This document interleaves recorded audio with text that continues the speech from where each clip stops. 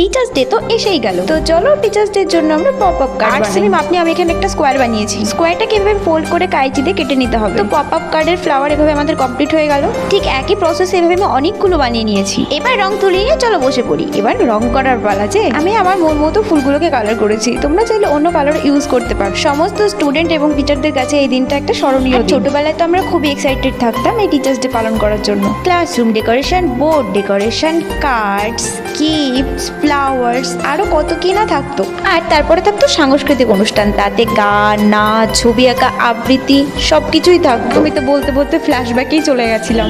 আমরা যেমন গিফট দিতাম, টিচার্সরাও ঠিক আমাদের গিফট দিত। চকলেটস, পেন, আর সবচেয়ে বড় গিফট কি ছিল জানো তো?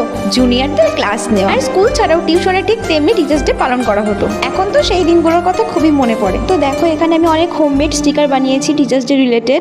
পিঙ্ক কালারের একটা কভার অ্যাড করে দিয়েছি। তোমরা চাইলে পপ আপ কার্ডের সঙ্গে একটা করে পেন অ্যাটাচ করে